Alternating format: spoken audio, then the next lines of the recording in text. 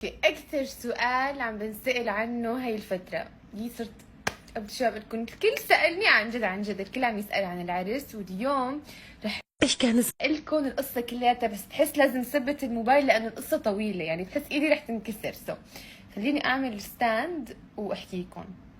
أوكي العرس كان المفروض يكون بالشهر الثامن، كنا محددين تاريخ إنه 3/8، ولكن تأجل إذا الامارات لانه عملنا الخطبه هون، حبينا نعمل شيء بالصيف يكون برا البلد.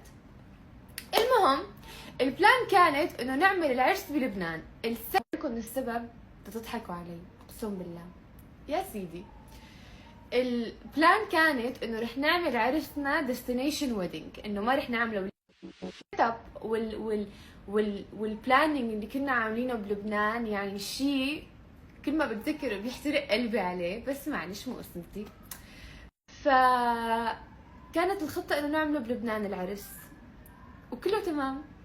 بسبب الاوضاع اللي هلا عم بتصير ما حدا مسترجي يروح على لبنان، كله خايف، ما حدا بده ينزل على لبنان. يعني اذا كان في مثلا 100 حدا معزوم، يمكن 30 منهم بيجوا. هلا نحن ما بعتنا الانفيتيشن، بس شفنا من العيله، يعني من العيال ما بدهم يروحوا.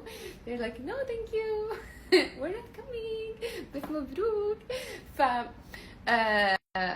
جينا هيك قلنا اوكي انه عاملين بلان وعرس حلو، بس انه عيلتي هي اكثر وحده كانت ضد انه تنزل على لبنان، لانه ماما كثير بتخاف، كثير بتخاف. فعم تقلي انا بنزل بس ما بخلي اخواتك ينزلوا. قلت ماما شلون يعني انت تنزلي واخواتي ما ينزلوا عرسي؟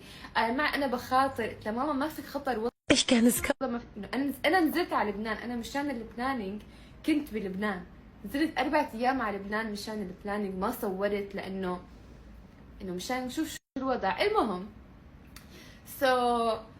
طلعنا هيك قلنا اوكي طيب ماشي، ما حنعمل لبنان لانه العالم خايفه تنزل. شو نعمل؟ طب انا بدي اوت دور ويدنج، وبدبي مستحيل نقدر نعمل بهالجو عرس بالصيف. تأجل العرس لبين ما يصير جو احلى.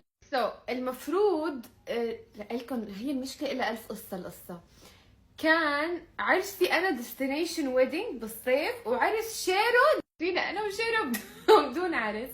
فاللي حيصير انه عرسي ان شاء الله ما تحدد التاريخ، لانه ما بنعرف اذا رح نعمل